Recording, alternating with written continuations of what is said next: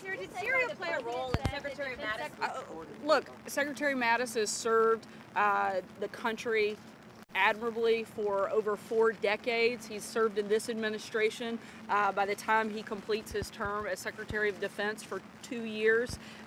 He and the president have a good relationship, but sometimes they disagree.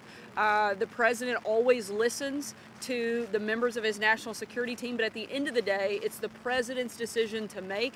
He was the one that was elected to be president, to be the commander-in-chief, and while he takes all of their opinions and all of their advice into consideration, at the end of the day, it's his decision to make. So why today? Why did this happen today? Secretary Mattis came in, he met with the president, they made the decision, and he won't leave for another couple of months, but he wanted to make the decision today. Sarah, can you? Sarah. Did the president ask him to resign, Sarah? I'm sorry? Did the president ask him to resign? Not that I'm aware of. No. Sarah, can you explain what happened today with Paul Ryan and the president? Paul Ryan was on Capitol Hill, and he made it seem like the president would be willing to sign the stopgap solution. Then all of a sudden, we know that they're over here. The president says he won't sign it. What exactly happened between yesterday and today? The president's been clear from the beginning. He wants something that gives border security, and he's not going to sign something that doesn't have that in that. We've been saying that for days, if not months. Anybody that didn't know that the president wanted border security in any funding bill simply hasn't been paying attention. Speaker Ryan seemed to think that he was going to sign. That's a question you'd have to ask Speaker Ryan. I can only speak on behalf of the president. Steve, go ahead. To what extent did the president and Jim Mattis discuss Sorry, Steve, I can hear you. To what extent did Jim Mattis and the president discuss their differences today? They had a long conversation, but again, they have a good relationship. We expect them to continue to have a good relationship. The president has a great deal of respect for Secretary Mattis. He's going to stay on for another couple of months. I think that's a great indicator of the type of cooperation they have. But like I said just a second ago, the president's national security team's job is to give him advice, and it's the president's job to make a decision.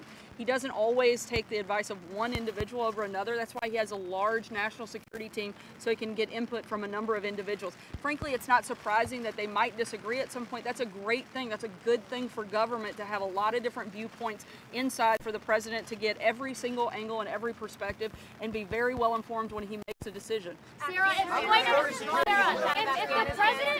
if the president and James Mattis have such a good relationship as you and several other officials have said in the last hour, why did James Mattis not offer a single word of praise for the president in his resignation letter? Look, I know you want to get down into the weeds of these things, but Secretary Mattis. Mattis. Down into the weeds. Hold on, let me finish. I respectfully let you ask an absurd question, but Secretary Mattis has served the president and with the president for 2 years. They have a good relationship. I've seen it up close and personal on a number of occasions.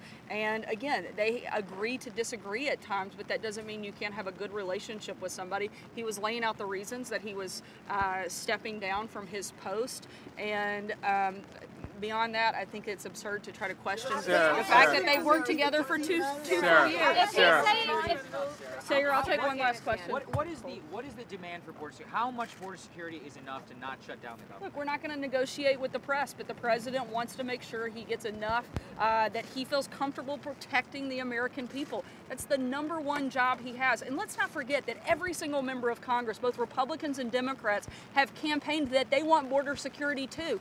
Democrats are playing political games, and they have to decide whether or not they hate the president more than they love this country. And they have to decide that they're going to fulfill the duty that they took when they took the oath of office and that they came in here to do. They all campaigned on border security. We hope that they'll fulfill their promise like the president is doing his. He's going to do and uphold his constitutional duty to protect the American people, and we hope they'll join with us. Is the president going to Mar-a-Lago tomorrow?